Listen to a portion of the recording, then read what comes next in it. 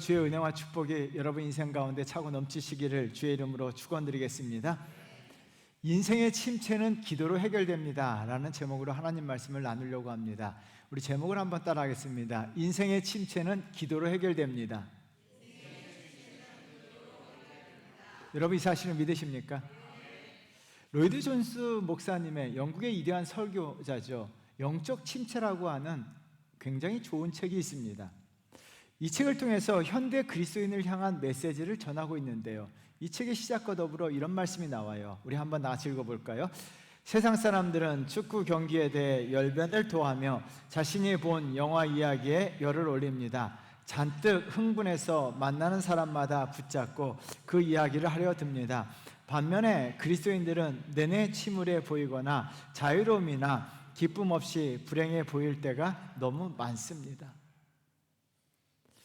세상 사람들은 활기차게 살아가는 반면에 그리스도인들이 침울해 보이거나 불행해 보여서는 안 된다는 것을 안타까운 마음으로 이 목사님은 그리스도인들의 모습을 보고 이 책을 쓰게 되었다라고 이야기하고 계십니다. 우리가 침체되었거나 불행하다고 생각하면 자신이 원하든 원치 않든 얼굴에 나타나게 되고 그 얼굴로 살아간다면 침체된 삶이 계속적으로 반복적으로 주기차게 우리 삶에 찾아올 수밖에 없다는 거예요.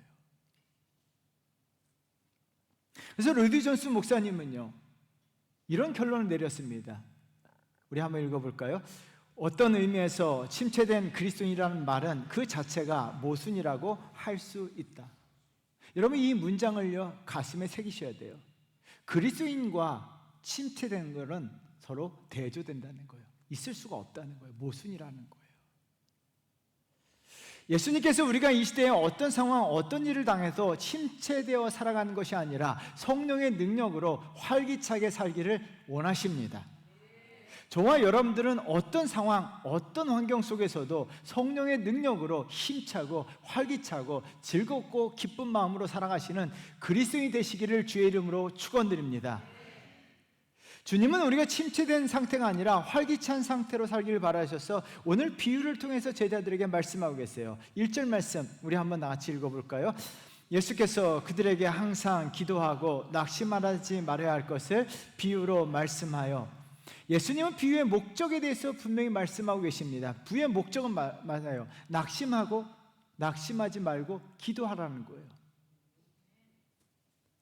여러분 낙심이라고 하는 헬라어 단어가요, 헬라어 사전에 이렇게 나왔습니다. 완전히 정신을 잃은 상태, 녹초가 되어 지치고 침체된 상태, 현실적 어려움으로 인해서 완전히 지쳐있는 상태를 가리키는 거예요.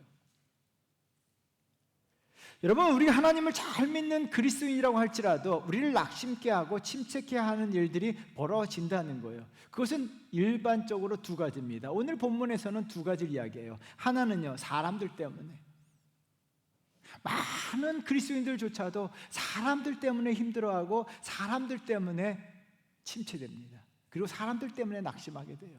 사람 때문에. 다른 하나는요, 내 삶에 갑자기 찾아온 어려운 환경 때문이죠. 이 두 가지의 모든 사람들이 노출되어 침체될 수밖에 없습니다. 그럼에도 불구하고 하나님을 믿는 사람들은 침체되고 낙심될 수밖에 없는 상황 속에서도 침체하지 말아야 한다는 거예요. 왜요? 이유는 한 가지입니다. 우리에게는 기도가 있기 때문이에요. 기도하고 낙심하지 말아야 할 것을 주님은 말씀하고 계셨습니다. 그리스도인들은요 기도하는 사람이에요. 기도하는 사람으로 말미암아 낙심하는 사람이 아니라 그리스도인들은 기도하는 사람입니다. 그리스도인은 기도하는 사람이에요. 기도하고 낙심하지 말아야 할 것을 주님께서 그리스도인들에게 가르쳐주고 계세요. 주님은 기도가 왜 인생의 침체를 해결해 주는지 오늘 본문을 통해서 가르쳐주고 계세요. 그래서 여러분 낙심하고 침체될 때 기도하셔야 합니다. 그러면 여러분의 인생의 문제가 해결됩니다. 첫 번째는요, 그래서 기도는요 호의적인 사람을 만나게 합니다. 인생의 침체를 가져오는 두 가지 원인 중에 하나가 사람이에요. 오늘 본문에 나오는 과부도 사람 때문에 낙심할 수밖에 없는 환경, 침체될 수밖에 없는 환경이 환경이 사람 때문입니다. 2절 말씀 우리 한번 같이 읽겠습니다. 이르시되 어떤 도시에 하나님을 두려워하지 않고 사람을 무시하는 한 재판장이 있는데, 여러분 이 과부가 만난 사람은 사람을 무시하는 재판장이에요. 여러분 무시하다라고 하는 동사는요, 가치를 존중하지 않다, 부끄럽게 하다라는 거예요. 여러분 주변에 그런 사람도 있어요. 참 나를 부끄럽게 하는 사람들, 내 가치를 존중해 주지 않는 사람들이 꼭 있어요. 주위에 이런 사람들을 만나게 되면요, 내 마음이 낙심하게 되고 침체가 돼요.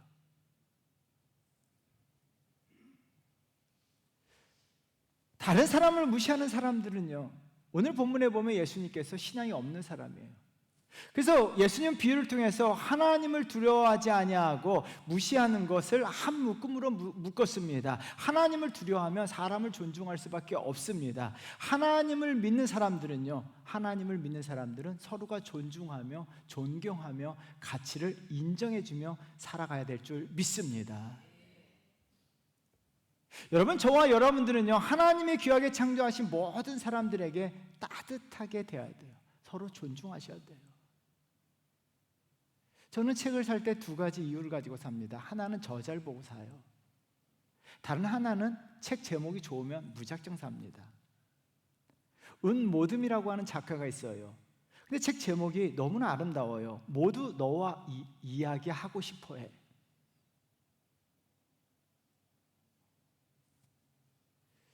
주인공은요, 처음 만나는 사람들이 이 주인공에게 자기의 속 얘기를 다 털어놓는 거예요.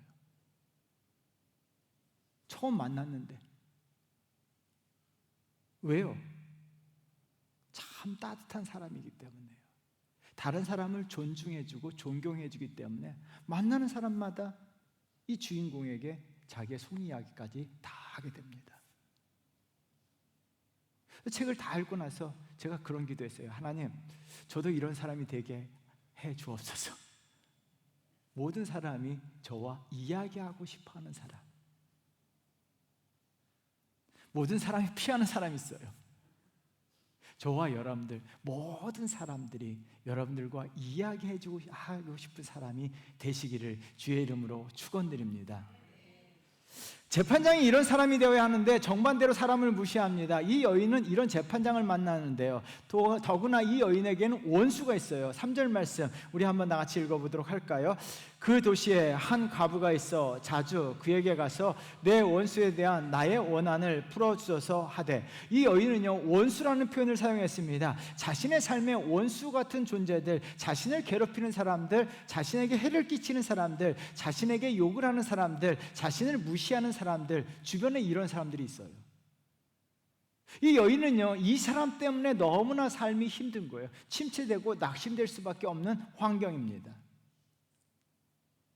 저와 여러분들 가운데요, 저는 이 설교를 준비하면서 하나님, 내 인생에 이런 사람 만나지 않게 해달라고 기도했습니다. 저와 여러분의 인생에 이런 사람이 없어야 될 줄 믿습니다. 그리고 더불어 이런 기도를 했습니다. 하나님, 저가 늘 기도하는 거예요. 항상 호의적인 사람을 만나게 해달라고. 우리가 인생에 살면서요, 인생에서 가장 큰 복이 무엇인가라고 이야기했을 때 저는 한 가지를 뽑아요. 하나님과 사람들에게 호의를 받는 인생이 가장 축복받은 인생이에요. 저와 여러분들 그와 같은 인생이 되어야 될 줄 믿습니다. 여러분 자녀들에게 가장 큰 축복은요, 사람들에게 가는 곳마다 호의를 받는 거예요. 호의라는 것은요, 우리말 사전에 이렇게 나왔습니다. 우리 한번 같이 읽어보도록 할까요? 친절한 마음씨 또는 좋게 생각하여 주는 마음. 여러분, 내가 가는 곳마다 사람들이 나를 친절하게 대해주고 나를 좋게 여기는 마음 가진다면 그 사람 얼마나 살맛 날까요? 저와 여러분들, 하나님과 사람들에게 호의를 받고 또한 호의를 베푸는 인생이 되어야 될 줄 믿습니다. 내 주변에 호의를 베푸는 사람이 있으면 참 행복하는데요, 반면에 내 주변에 나를 힘들게 하고 나를 무시하고 원수 같은 사람들이 존재한다면 침체되고 낙심할 수밖에 없습니다. 그런데요, 우리가 살다 보면요, 내 인생에 원수 같은 사람들이 존재합니다. 그때 우리가 해야 될 것이 있어요. 뭐예요? 기도입니다. 여러분, 이런 상황에서 우리가 기도하게 되면요, 기도는 사람을 상대하는 것이 아니라 하나님을 상대하게 됩니다. 기도를 하게 되면요, 하나님을 느끼게 됩니다. 그래서 여러분, 사람들로 인해서 힘들어할 때 기도하십시오. 그러면 하나님의 놀라운 역사가 시작됩니다. 7절 말씀 우리 한번 나같이 읽어보도록 할까요? 하물며 하나님께서 그 밤낮 부르짖는 택하신 자들의 원한을 풀어주지 아니하시겠느냐? 그들에게 오래 참으시겠느냐? 7절의 주어는 하나님이에요. 우리가 기도하는데 어떻게 기도합니까? 밤낮 부르짖는 택하신 자들이라고 이야기합니다. 밤낮 부르짖으라는 거예요. 여러분, 밤낮 부르짖다라는 동사는요, 지나치게 기도하는 거예요.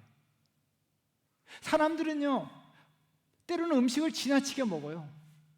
잠도 지나치게 자기도 하고 노는 것도 지나치게 놀기도 합니다. 그런데 기도하라고 하면 지나치게 하는 경우가 드물어요. 마치 광신도가 기도하는 것, 광신도들이 열성 분자들이만 지나치게 기도하는 것으로 생각하고 있어요. 아니라는 거예요. 밤낮 부르짖으라는 거예요. 저와 여러분들 기도에 적정선이 없다는 거예요. 기도는요, 밤낮 부르짖어야 하는 거고요. 그래도 부르짖다는 동사는요, cry out이에요. 소리치면서 통곡하면서 하나님을 찾으면서 주여 하면서 기도하는 것이 부르짖는 기도예요. 여러분, 이 기도가 우리 삶에 회복되어야 될 줄 믿습니다. 사람들이 많을 때요, 막 기도하면 부끄러울 수도 있어요. 그러면요, 정말 사람 때문에 힘들어한다면요, 여러분, 교회는요 항상 열려 있어요. 이 3층에 와서요, 저도 가끔 3층에 올라와서요 막 큰 소리를 기도해요.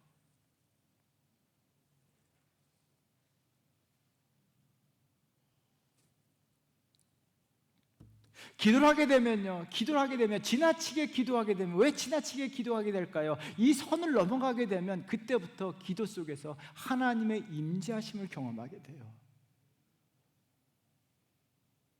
여러분, 적정선에서 기도하게 되면요, 이 적정선을 넘으셔야 돼요. 적정선을 넘는 순간 하나님의 임재 속으로 내가 들어가게 됩니다.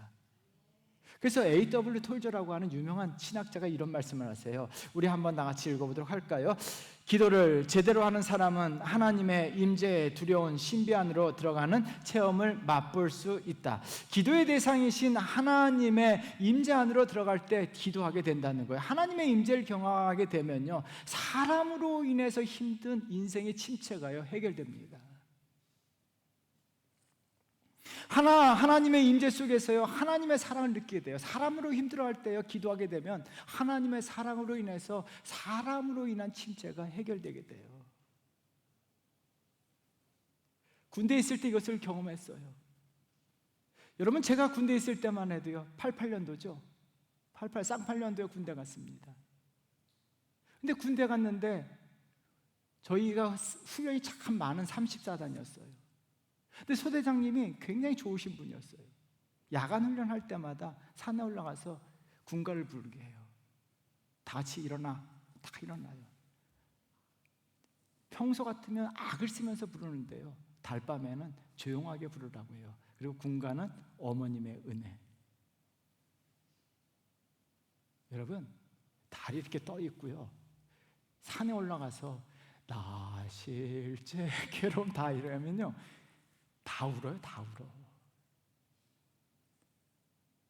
어머님의 은혜, 나실 때 괴로움 다 잊으시고 기르실 때 밤낮으로 애쓰는 마음, 진자리 마른 자리 갈아 넣으시며 손발이 다 닳도록 고생하시네. 엄마가 없는 사람은 없잖아요. 그 엄마 노래 부르면서 다 울어요.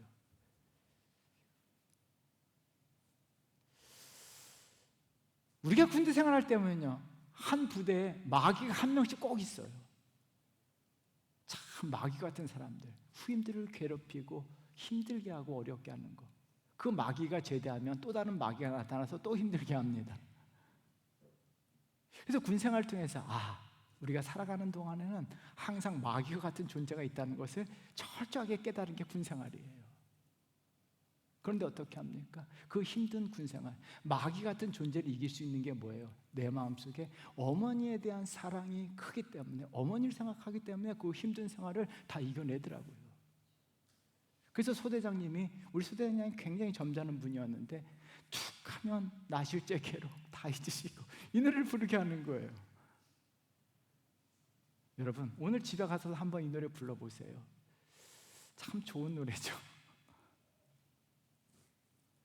기도를 하게 되면요, 그래서 기도도 마찬가지예요. 기도를 하게 되면요, 기도를 지나치게 하는 순간 갑자기, 여러분, 그래서 세상 사람들이 이해하지 못하는 게 있어요. 기도가 적정선을 넘어가서 지나치게 하게 되면 기도하는 사람들 대다수가 어떻게 일이 벌어져요? 다 울어요. 울고 싶어서 우는 게 아니라 눈물이 막 쏟아져요. 나도 모르게. 왜요?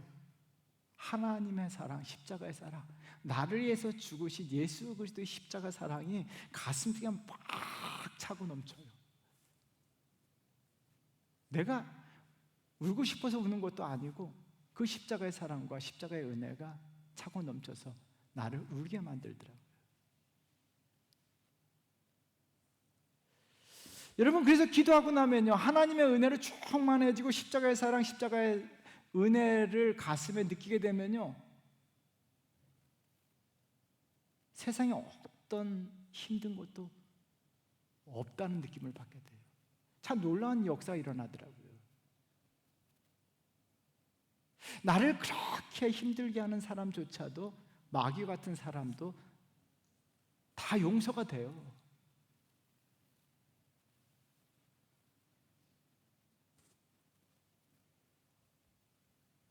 참 기도의 힘이에요. 기도하게 되면요, 나를 힘들게 하고 나를 어렵게 하는 사람들도 다 용서가 되고 하나님의 은혜로 그 사람을 다 덮어주게 되더라고요. 그래서 어떻게 합니까? 힘든 것이 아니라 내 마음에 새로운 힘과 용기가 생기게 돼요. 또 하나는요, 하나님이 적대자를 물리쳐 주시고 호의적인 사람을 붙여주세요. 여러분, 사람 때문에 힘들어 하신다면 시편 3편을 많이 묵상해 보세요. 시편 3편은 다윗의 시인데요, 1절은 이렇게 시작합니다. 우리 한번 나같이 읽어보도록 하겠습니다. 여호와여, 나의 대적이 어찌 그리 많은지요. 일어나 나를 치는 자가 많으니이다. 다윗의 삶에 참 다윗을 힘들게 하고 다윗을 죽이려고 하는 사람들이 참 많았어요. 얼마나 많은지 1000만인이 넘는다라고 고백하는데요, 6절 말씀 우리 한번 같이 읽어볼까요?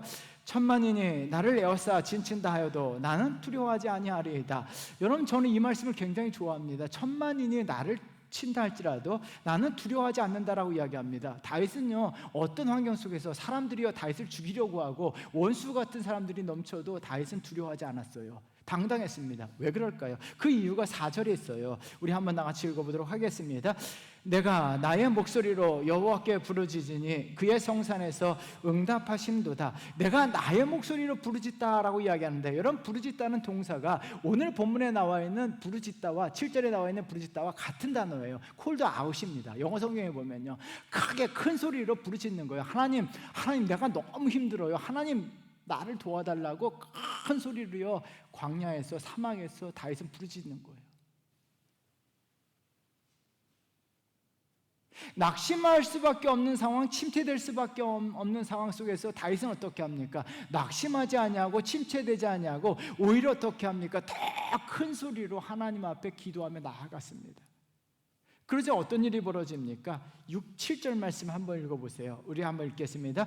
여호와여, 일어나소서. 나의 하나님이여, 나를 구원하소서. 주께서 나의 모든 원수의 뺨을 치시며 악인의 일을 꺾으셨나이다. 여러분, 영어 성경을 읽으면서 깜짝 놀랐습니다. 이 현재 시제가 중요한데요, 미래형이 아니고 현재형이에요.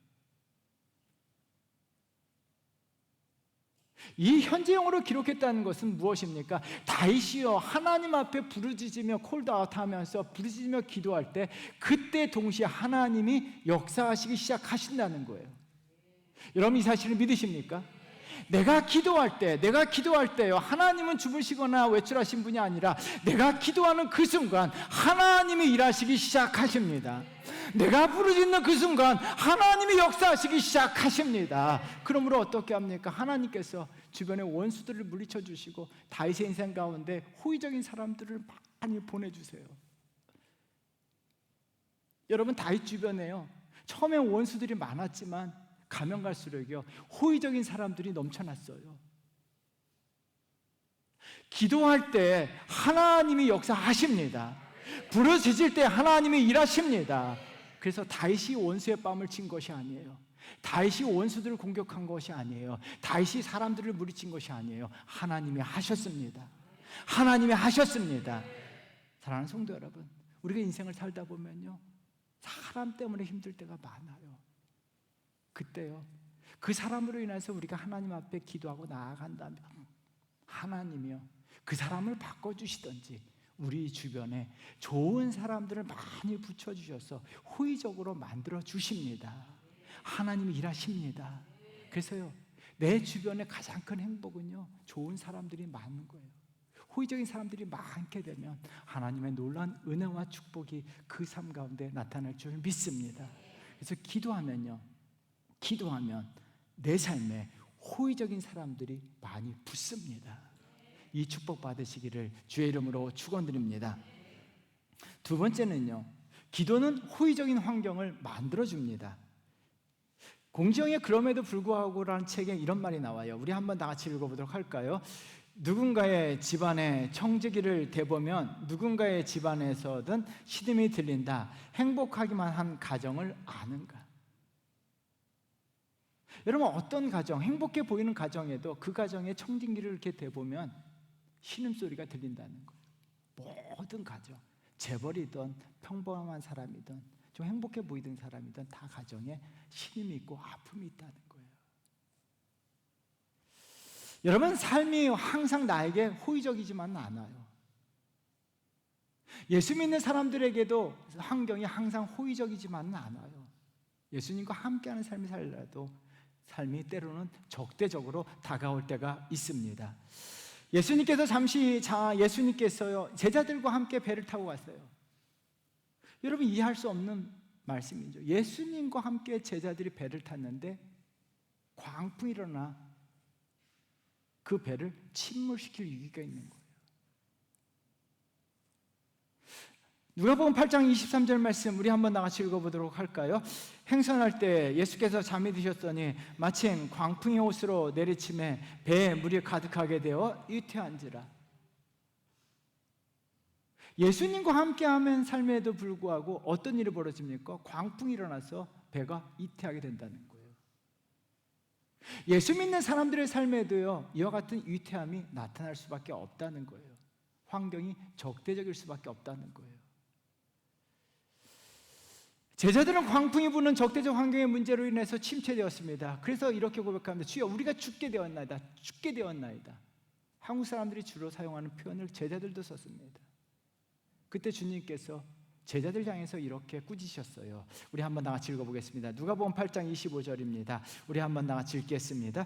제자들에게 이르시되 너희 믿음이 어디 있느냐 하시니 그들이 두려워하고 놀랍게 여겨 서로 말하되 그가 누구에게 바람과 물을 명하며 순종하는가 하더라. 너희 믿음이 어디 있느냐라고 질책하십니다. 주님은 주님의 제자들의 주님의 사람이라면 아무리 폭풍이 치고 위태한 환경이 와일지라도 침체 상태에 빠져서는 안 된다는 것을 이 말씀을 통해 강조하시는 거예요. 하나님의 사람들, 예수 믿는 사람들은 광풍이 불어도요, 침체되어서는 안 된다는 거예요. 오늘 본문에 나와 있는 과부의 삶에도요, 광풍이 불어옵니다. 3절 말씀 우리 한번 다 같이 읽어보겠습니다. 읽겠습니다. 그 도시에 한 과부가 있어 자주 그에게 가서 내 원수에 대한 나의 원한을 풀어주소서 하되, 원수에 대한 원한이라는 표현이 있습니다.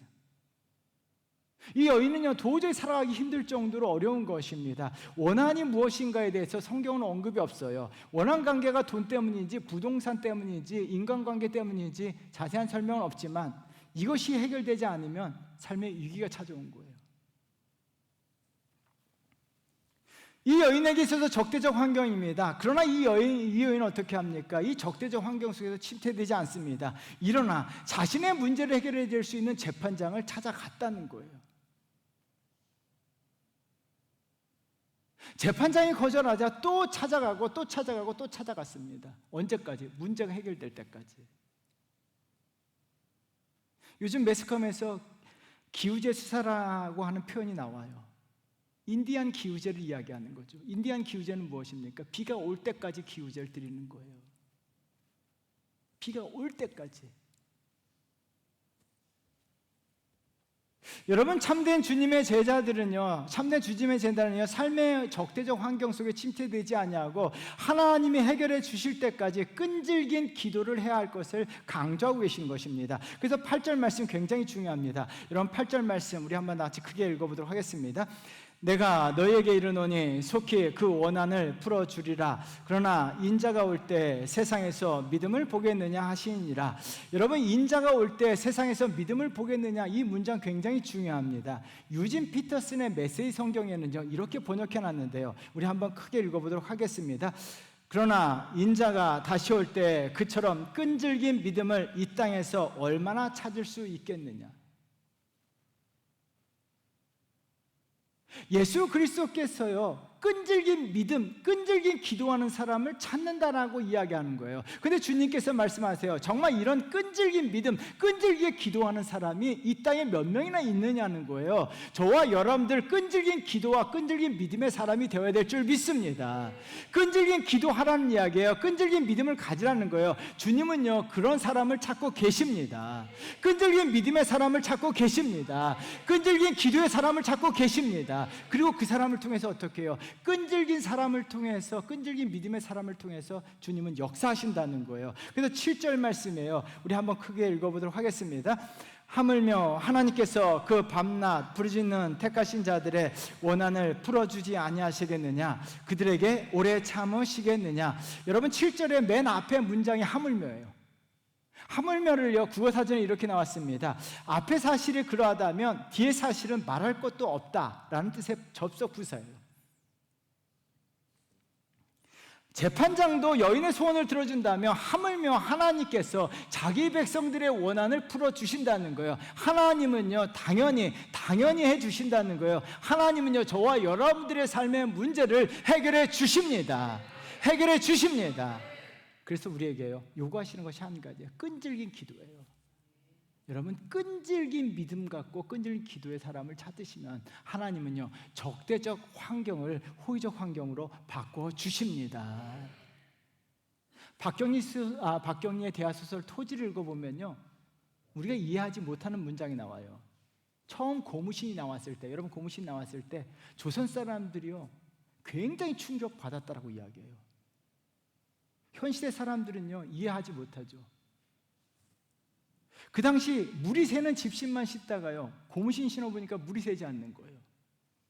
여러분, 그 충격이 조선 후기에 엄청났다라고 이야기해요. 인생은 비가 오는 날 집신을 신는 것 같아요. 비가 오는 날 집신을 신으면요 물이 다 새 들어와요. 그리고 온통 양말을 다 젖게 만들어요. 옷까지 젖게 만들어요. 살다 보면 고난, 역경, 어려움, 순환, 원한과 같은 물들이요 우리 삶에게 쫙 집신 신는 것처럼 쫙 들어와요. 이때 기도하게 되면요 하나님은요 집신 신는 인생을 고무신 신는 인생으로 바꾸어 주십니다. 여러분, 굉장히 중요합니다. 하나님이요 고무신 신는 인생과 같이 고난과 역경과 어려움이 찾아오지 않도록 고무신처럼 막아주신다는 거예요. 하나님이 지켜주십니다. 막아주십니다. 그러므로 말미암아 저와 여러분들 끈질긴 기도 항상 기도하고 낙심하지 말아야 되고, 항상 기도하고 끈질긴 기도, 믿음과 끈질긴 기도를 하게 된다면 하나님의 어떤 물이 들어오지 않도록 고무신 신은 인생이 되도록 만들어주십니다. 그래서 오스왈드 웰런이라고 하는 사람이요 항상 이런 고백을 했습니다. 우리 한번 다 같이 읽어보도록 하겠습니다. 큰 소리를 읽어보겠습니다. 모든 것이 우리를 절망으로 몰고 갈 때에도 한 문은 열려 있음을 아나이다. 한 귀는 우리 기도 듣고 계심을 아나이다. 여러분, 이 사실을 믿으십니까? 우리를 절망으로 몰고 갈 때에도 한 문이 열려 있음을 우리는 알아야 합니다. 하나님은 우리의 기도를 듣고 계십니다. 하나님은요 우리의 기도에 응답하시는 분이에요. 하나님은요 우리가 기도하실 때 일하실 준비가 되어 있는 분입니다. 하나님은요 우리의 적대적 환경을요 호의적 환경으로 바꿔주시는 분이에요. 그러므로 말미암아 여러분, 끈질긴 기도가 우리가 회복되어야 됩니다. 적당한 기도가 아니에요. 적당히 기도하고 마는 것이 아니라 여러분 지나치게 기도해 보십시오. 끈질기게 기도해 보십시오. 끈질긴 믿음을 가지고 기도한다면 여러분 적대적 환경이라 할지라도 하나님의 호의적 환경으로 반드시 바꿔주십니다. 하나님의 호의적 환경으로 바꿔주십니다. 여러분들이 기도할 때 하나님은 그때 일하시기 시작하십니다. 그래서 우리 인생은요, 우리가 낙심하고 침체될 수밖에 없는 환경 속에 살아갈 수밖에 없어요.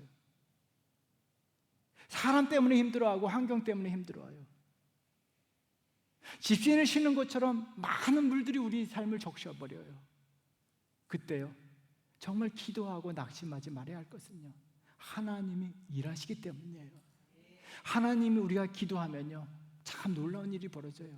생각지도 않게 좋은 사람들을 내 인생 가운데 많이 보내주십니다. 또 저와 여러분의 인생에 호의적인 사람들이 넘쳐야 될 줄 믿습니다. 또한 여러분 자녀들의 삶에도요, 항상 기도하셔야 돼요. 호의적인 사람들이 많아야 돼요. 또한 우리가 기도할 때 하나님이 일하셔서 우리의 환경을, 적대적 환경을 호의적 환경으로 바꿔주십니다. 그래서 적정한 기도가 아니라, 적당한 기도가 아니라 좀 지나친 기도를 하셔서 여러분 기도로 하나님의 역사하심을 경험하는 성도 되시기를 주의 이름으로 축원드리겠습니다. 기도하겠습니다.